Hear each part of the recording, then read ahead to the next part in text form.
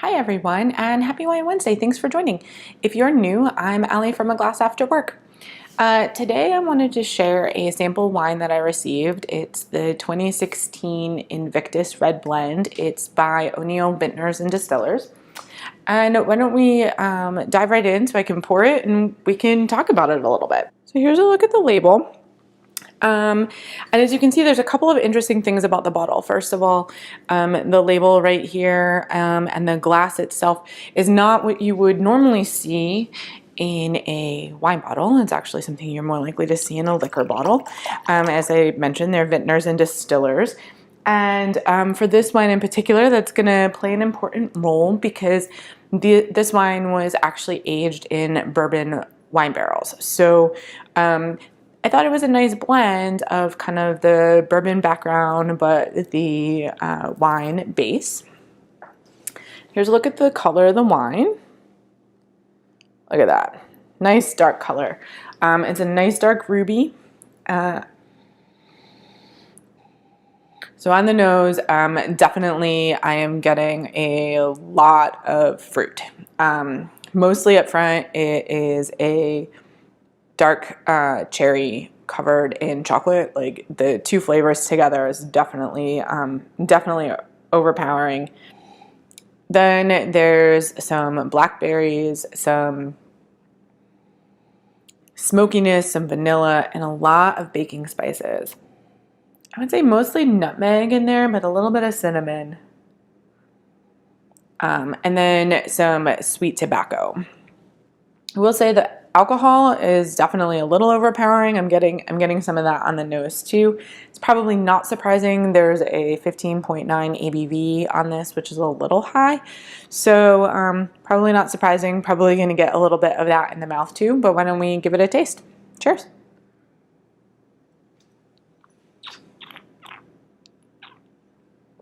So still the dark cherries covered in chocolate dominates the mouth. Still getting some of those blackberries and the kind of smokiness and the vanilla and the tobacco.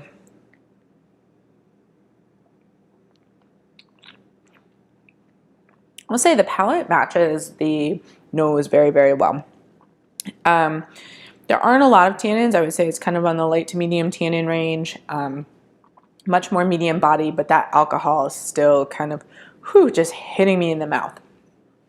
This would be a wine that if you're the type of person like I am who likes to curl up with a book in front of the fireplace in the middle of the winter, this would be perfect for that. If you go camping or if you have a fire pit in your backyard and you like to make s'mores, this would also be a great pairing for that. And the fact that it is under $20, everything I was finding online was in the $17 to $18 range. I think it is a great wine for that. The PR materials I got said that it was a $26 wine. I don't think that a suggested retail price of $26 is where this wine is at. I wouldn't pay some $26 for this, but under $20, I think you could have a lot of fun with it, particularly if you're doing burgers, if you're in that kind of fire, smoky environment. This will help add to that kind of smoky, warm atmosphere. So I think that would be great. One of the things that I think helps create that characteristic in this wine, which I think was done on purpose, is the fact that it was aged in bourbon barrels. So the wine is a Zinfandel-based wine that is then blended with some Petit Verdot, some Cabernet Sauvignon, some Petit Syrah, and some Merlot. It's aged in stainless steel, and then at the end, it's put in the bourbon barrels for 3 months. And the difference between bourbon barrels and wine barrels is the amount of fire that is inside the barrels, so it changes how much kind of toastiness is on the inside. Wine barrels are considered toasty, where bourbon barrels are considered charred. So there's a lot more happening inside the bourbon barrels.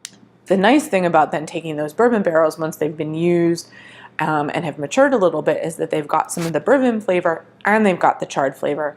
So the idea of putting the wine in those barrels is that it then picks up all of those bourbon charred barrel characteristics and the wine characteristics. So it's a nice blend. Usually there's also a little bit of caramel notes.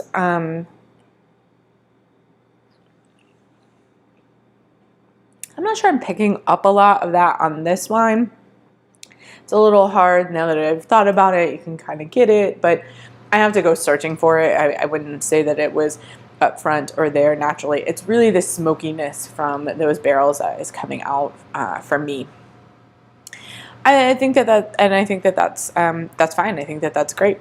So that's kind of the background on the wine. So I would love to know, have you had any wines that were made in bourbon barrels, whether it's been the Exitus or something else? And what did you think? Did you notice a difference between those wines and wines that were just aged in regular barrels? I'd also love to know, since it's the beginning of the year and I am starting to plan out at least the next couple of months of videos, is there something in particular that you would like to hear more about, or something that you would like to hear less about? Are there wines that you want me to try specifically, or is there more of a category of wine that you'd like to hear more about, or different wine clubs that I haven't mentioned that you think I should check out? I mean, you guys are my viewers. I want to make sure that I am covering material that you think is going to be interesting. So let me know in the comments down below, and we'll see how we can incorporate some of that as we go forward for the rest of the year.